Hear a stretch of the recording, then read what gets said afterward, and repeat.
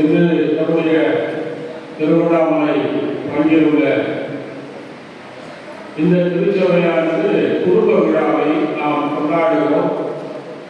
இந்த குடும்ப விழாவில் ஒவ்வொரு குடும்பம் மட்டுமல்ல, குடும்பங்களெல்லாம் இணைந்து அந்நியங்களெல்லாம் இணைந்து பங்கு ஒரு குடும்பமாக இந்த விழாவை நாம் கொண்டாடி கொண்டிருக்கிறோம்.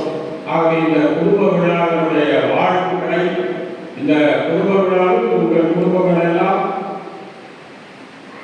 இயேசுவும் மரியாளும் சூசையும் உருவாக்கி வளர்ந்த புனித குடும்பமாக திரு குடும்பமாக வாழ வேண்டும் என்று உங்களை வாழ்த்தி பாராட்டி கடவுளை எழுப்பி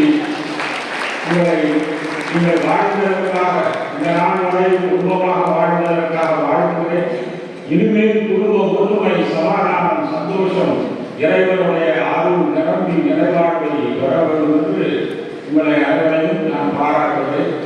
இந்த கிறிஸ்து பிறப்பு விழா காலம் என்று சொன்னால் ஆட்டம் பாட்டம் கொண்டாட்டம் என்று பார்க்கிறோம்.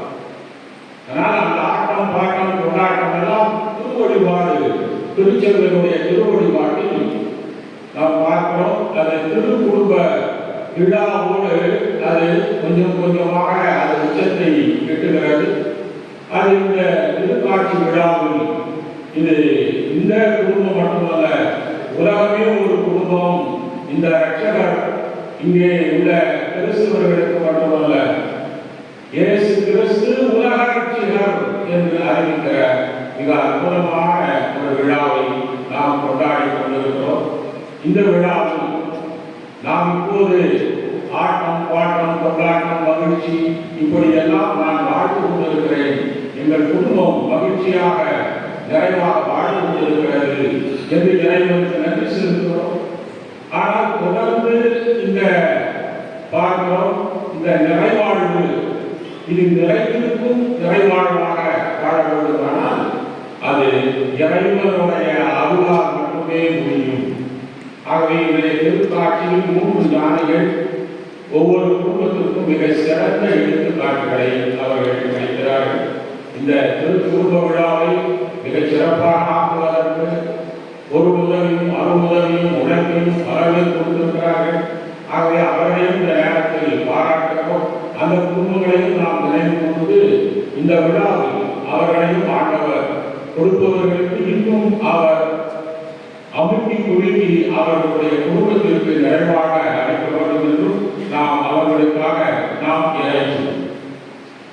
3 ஞானிகள் விழாவை கொண்டாடுவது திருச்சபை எதற்காக என்று சொன்னால், நாம் முன்னாலே அறிவித்தது போல இந்த இயேசு பெத்லகேமில் பிறந்தவர் யூதர்களுக்கு மட்டும் என்று அவர்கள் நினைத்தார்கள்.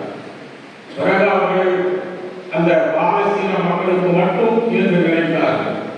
பிறகு நாமெல்லாம் கிறிஸ்தவர்களுக்கு மட்டும் என்று நினைத்துக் கொண்டிருக்கிறோம்.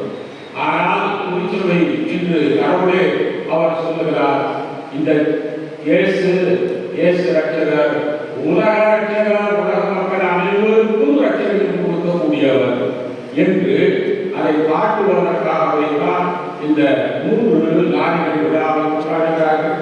ஏனென்றால் இந்த 3 ஞானிகள் யூதரும் அல்ல, கிறிஸ்தவரும் அல்ல, அஞ்ஞானிகள். அவர்கள் கடவுளை அறியாதவர்கள். அவர்கள் பார்க்கிறோம், நாம் நெல்கியோர், பல்கசா, தஸ்பா இவர்கள் 3 உலகினுடைய 3 இந்த இனங்களில் அவர்கள் அந்த உலகை அவர்கள் பிரதிபலித்துவதாக அவர்கள் இருக்கிறார்கள். மெசொப்பொத்தேமியா, ஈரானிலிருந்து, அரேபியாவிலிருந்து, ஆசியா, இப்படி எல்லாம் அவர்கள் இந்த உலகை பிரதிநிதிகளாக அவர்கள் வருகிறார்கள். அவர்கள் கிறிஸ்துவை அறியாதவர்கள், கிறிஸ்துவர்கள் அல்லாதவர்கள், யூதர்கள் அல்லாதவர்கள், அவர்கள் விக்கிரக ஆராதனை செய்தவர்கள். ஆனால் உண்மையாக அவர்கள் எல்லாம் இறைவனை ஆராதிக்கின்ற விழாவை இங்கே உலகத்திற்கு இந்த இயேசு ரட்சகர், உலக ரட்சகர் என்று அவர்கள் 3 நாம் பார்க்கிறோம். அவர்கள் பொன் சாம்பிராணி வெள்ளை போல அடித்தா சாஸ்திரமாக விழுந்து ஆராதனை செய்தார்கள் என்று. ஆகவேதான் இந்த முதல் வாசகத்தில் பார்க்கிறோம். இசையாவில் அருமையாக சொல்லுவான், எழுந்து ஒளி வீசு, உன் கடவுள் உலக கடவுள். ஆகவே ஆகவே உன் முகத்தில் இறைவன் ஒளி வீசுகிறார், உன் குடும்பங்களை அவர் ஒளிமயமாக அவர் மாற்றுகிறார் என்றெல்லாம் அவர் சொன்னார். அவர் இந்த விழாவில் இந்த 3 ஞானிகள் நமக்கு மிக சிறப்பாக எடுத்துக்காட்டு நமக்கு அளிக்கிறார்கள். ஒன்று, அவர்களை நாம் பார்க்கிறோம், தரையை பார்க்கிற மக்களிலிருந்து அவர் தாரகை விண்ணீரை அவர்கள் பார்க்கிறார். நம்முடைய வாழ்க்கையெல்லாம் பெரும்பாலாக தரையை பார்க்கிற வாழ்வாகத்தான் இருக்கு. பொதுவாக நாம் ஒன்றை நாம் பார்க்கிறோம், இன்று அடிப்படையாக பொருளாதாரம், பொருளை மையமாக வைத்து குடும்பங்களை அமைத்துக் கொண்டு இருக்கிறோம். முதலிலே பார்க்கிறோம், பொண்ணு பார்க்க போனாலும் இல்லை மகனை பார்க்க போனாலும் அதை பார்ப்பதற்கு முன்னால் அவர்கள் திட்டம் என்ன? அந்த பொண்ணு இன்னும் படிச்சிருக்கிறாங்க, என்ன வேலை செய்யறாங்க, அந்த பொண்ணை திருமணம் செய்து கொண்டு வந்தால் நமக்கு இன்னும் பயன். ஆகவே பொண்ணை பார்க்க போகும்போது அவர் ஞானம் உள்ளவரா, அவர் பக்தி உள்ளவரா, அவர் புரிந்தரா என்றெல்லாம் பார்க்கவில்லை. மாறாக அது வேலை செய்தா, இன்னும் வேலை கிடைக்குமா, அல்லது அவங்க வீட்டில் எவ்வளவு பணக்காரங்களா, அப்படியெல்லாம் நாம் ஒரு பொருளை அடிப்படையாக வைத்து பொண்ணை கேடுகிறோம், ஆணை கேடுகிறோம், பிறகு திருமணம் செய்து கொள்கிறோம். திருமணம் செய்து கொண்ட பின்னால் கூட பொருளாதாரம் தான் அடிப்படையாக அமைகிறது. ஏனென்றால் வரவுக்கு ஏற்ற நம்முடைய குடும்பத்தை கட்டுப்பாடோடு கொண்டு வேண்டும். ஏன் குடும்பத்தை கட்டுப்பாடு பொருளாதாரம் பொருள் நமக்கு ஒரு மையமாக இருக்கிறது, இந்த உலகம் நமக்கு மையமாக இருக்கிறது. ஆகவே பொருள் அடிப்படையாக நமக்கு இருக்கிறது. யார் நாம் பார்க்கிறோம், இங்கே நம்முடைய இந்த 3 ஞானிகள் அவர்கள் நாம் தரையை பார்க்கிற போது அவர்கள் தாரகை உண்மை பார்க்கிறார்கள். ஆகவே நாம் நம்ம குடும்பத்தில் பொருளாதாரம் அவசியம், அதே சமயத்தில் நம்முடைய அருளாதாரம் வழங்கக்கூடிய ஆன்மீகம் மிக மிக அவசியம். இப்போது இருக்கிற மகிழ்ச்சி சமாதானம் நிலைக்க வேண்டும் என்று சொன்னால், நிறைவாழ்வு நிலைக்க வேண்டும் என்று சொன்னால் குடும்பம் ஆன்மீகத்தில் வளர வேண்டும். ஆன்மீகம் என்று சொன்னால் தேடல், தேடல் என்று சொன்னால் இறைவனை தேடுவது, இறைவனை தேடுவது என்று சொன்னால் அந்த குடும்பம் ஜெபிக்கும் குடும்பமாக இருக்க வேண்டும், இறைவனை தேடும். ஆகவே அவர்கள் விண்ணில் பார்க்கிறார்கள், விண்ணிலை தேடுகிறார்கள். அவர்கள் பார்க்கிறார்கள், ஓஹோ உண்மை கடவுள் இங்கே ரட்சகர் ஒருவர் பிறந்திருக்கிறார் என்று எவ்வளவோ விண்மீன்களில் அந்த ஒரு சிறிய விண்மீனை அவர்கள் கண்டுகொண்ட காரணம் அவர்கள் தேடுகிறார்கள். அவர்கள் மண்ணில் தேடவில்லை, விண்மீனில் தேடுகிறார்கள். நமக்கு மிக மிக அவசியம் இறைவனை தேடல் வேண்டும். பிறகு அவர்கள் எல்லாம் அங்கே சென்று கொண்டிருக்கிறார்கள், சென்று கொடுப்போம் பார்க்கிறோம். அவர்கள் எல்லாம் 3 பேர் ராஜா, அவர்கள் எல்லாம் அரசர்கள், அப்போது ஞானிகள். அவர்களுக்கு பாதுகாப்பு இருக்கிறது, பணம் இருக்கிறது, பொண்ணு இருக்கிறது, பொருள் இருக்கிறது பார்க்கிறோம். ஆனால் அதில் அவர்களுக்கு முழுமையான நிறைவு இல்லை. ஆகவேதான் அவர்கள் இந்த பாதுகாப்பு விட்டு பாதுகாப்பு இல்லாத ஒரு நிலையில் செல்கிறார்கள். புதிய இடம், புதிய மொழி, புதிய பயணம், அந்த பாடுகளோடு பயணம் தொடர்கிறது. இரவெல்லாம் திரும்பி இருக்கிறது, பகலில் இல்லை. அது மாபெரும் துன்பமாக இருக்கிறது. ஆகவே அவர்கள் துன்பங்களையும் இன்னும் அவர்கள் பாதுகாப்பை விட்டு பாதுகாப்பு இல்லாத சூழ்நிலையில் இறைவனை தேடுகிறார்கள். நமக்கு ஒரு நல்லது, நமக்கு குடும்பத்தில் ஒரு துன்பம் வந்துவிட்டால் இறைவனை தேடுகிறோம். உடனே நமக்கு கேட்கிற அந்த இன்பம் மாறி கேட்கிற வேண்டுதல் கிடைக்கவில்லை என்றால் உடனே கடவுளை விட்டுவிடுகிறோம், கைவிட்டு விட்டார் என்று அவநம்பித்துக் கொள்கிறோம். ஆனால் இந்த 3 அரசர்கள் பயணத்தை துன்பத்தின் மீது துன்பமாக அவர்கள் தொடர்ந்து கொண்டிருக்கிறது, தொடர் பயணம் செய்கிறார்கள்.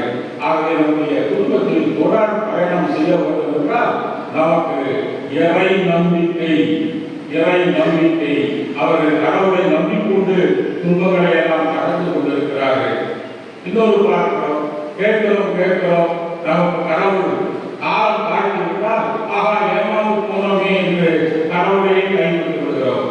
ஆனால் 3 அரசர்கள் தேடி அரசர் பரமலையில் பிறந்திருப்பார் என்று அவர்களும் தெரியாத அங்கே போய் அந்த விண்மீனை பார்த்தவர்கள் ஏரோதின் அந்த அங்கு இருப்பாளர்களுக்கு எதிர்பார்க்கிறார்கள்.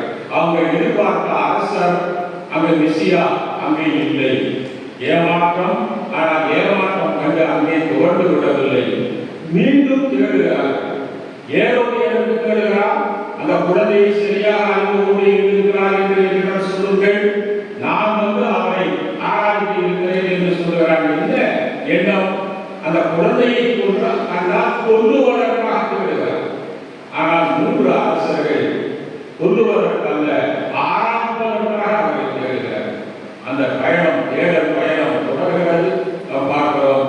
ஆகவே இங்கே பாதுகாப்பு இல்லாமல் போனாலும் கடவுளை தேடுகிறார்கள், துன்பம் வந்தாலும் கடவுளை தேடுகிறார்கள், ஏமாற்றம் வந்தாலும் தொடர்ந்து கடவுளை தேடுகிறார்கள். இறுதியில் அந்த நட்சத்திரம் இருக்கிறது, அங்கே பார்க்கிறார்கள். அவர்கள் எதிர்பார்த்த அந்த மாமன்னன், உலக ரட்சகன், ஒரு மாட்டு தொட்டி திருகிற அந்த தொட்டியில் அவர் அங்கே வைக்கோல் மீது படுக்க வைக்கப்பட்டிருக்கிறார். நாம் எல்லாம் அதிர்ச்சி ஆகும். இவரா கடவுள், இவரா உலக கடவுள், உடனே திரும்பிட்டு இருப்போம். அவர்கள் திரும்பி போகவில்லை. தேடிய கடவுளை அவர்கள் அறிந்து கொண்டார்கள். ஏனென்றால் அவர்கள் உள்ளம் முழுவதும் நாம் பார்க்கிறோம். அந்த கடவுள் தேடலில் அவர்கள் உள்ளம் முழுவதும் அங்கே ஆவியால் நிறைந்து உண்மை கடவுளை அவர்கள் கற்றுக்கொண்டார்கள். ஆகவே ஆராய்ந்து கடவுள் என்று உலகிற்கு அவர்கள் அறிக்கையிடுகிறார்கள். ஆகவே இந்த திருக்காட்சி திருவிழா நமக்கு ஒரு நல்ல எடுத்துக்காட்டாக இருக்கிறது. நம்முடைய குடும்பங்கள் நாம் பார்க்கிறோம். அது நமக்கு பொருள் இருக்கலாம், பாதுகாப்பு இருக்கலாம், பிரச்சனை இல்லாமல் இருக்கலாம், நமக்கு 3-4 தலைமுறைக்கு வேண்டிய சொத்துக்கள் இருக்கலாம். இவைகள் எல்லாம் நிலையான, நிரந்தரமான அமைதியும் நிறைவாழ்வும் அளிக்க முடியாது. இதைத்தான் அந்த 3 அரசர்கள் வந்தார். நிறைவாழ்வையும் நிரந்தரமான மகிழ்ச்சியும் சமாதானமும் அளிக்கிற ஒரே வள்ளல், ஒரே வல்லமையுள்ள ஆண்டவர், உலக ரட்சகன் என்று அறிந்தார்கள். அவர்கள் நிறைவாழ்வு பெற்றார்கள். இந்த குடும்ப திருவிழாவை கொண்டாடுகிற போது நம்முடைய வாழ்க்கையில் அந்த 3 அரசர்களை போல தேடிக்கொண்டே இருக்கிறவர்கள் கண்டுகொள்கிறவர்கள் நிறைவாழ்வையும் அவர்கள் பெறுவார்கள். குடும்பங்களின் தேடல் என்று சொன்னால் திருச்சபை சொல்லுகிறது, அது குடும்ப ஜெபம். காலை ஜெபம், மாலை ஜெபம், இரவு ஜெபம். ஒரு காலத்துக்கு முன்னால் நாம் பார்க்கிறோம், இரவு ஜெபமாக இரவு ஜெபம் செய்யாமல் பிள்ளைகளுக்கும் உணவு கொடுக்க மாட்டார்கள், தாங்களும் உணவு கொடுக்க முடியாது. பசங்களாம் இருந்தாங்க. நிறைய பேர் சொல்லுங்க, நான் பார்த்திருக்கேன், எங்க அம்மா கூட இது அந்த ஜெபமாலை சொல்லி முடித்த பின்னால் தான் சோறே கிடைக்கும். எல்லாரும் சின்ன குழந்தைகளுக்கு தெரியாது. அது இரவு ஜெபம் முடித்த பின்னால் தான் கிறிஸ்தவர்கள் வீட்டில் இரவு உணவே கைவிப்பார்கள். ஆனால் இவருடைய நிலைமையெல்லாம் மாறுங்க. ஒன்றாக உட்கார்வது இல்லை, இரவு ஜெபம் இல்லை, அவர்கள் விருந்தும் ஒற்றுமையான உணவு இல்லாமல் இருக்கிறது. இது ஒரு நல்ல ஒரு சபதம், ஒரு நல்ல ஒரு உறுதிப்பாடை கொள்ளுவோம். இந்த குடும்ப விழாவில் அட்லீஸ்ட் காலையில செய்யலாம் பரவாயில்ல, மதிய ஜெபம் செய்யலாம் பரவாயில்ல, இல்ல மாலையில செய்யலாம் பரவாயில்ல, லேட்டா வந்த எல்லாரும் கூடி இரவில் ஜெபித்த பின்னால் தான் நாங்கள் சாப்பிடுவோம். ஜெபித்த பின்னால் தான் இரவு சாப்பாடை சாப்பிடுவோம் என்ற அந்த தேடல், இறைவனை தேடி அவரை கண்டுகொண்டு அவர் அருளை பெற்று உணவு உண்டு நாங்கள் நிறைவாழ்வு பெறுவோம்.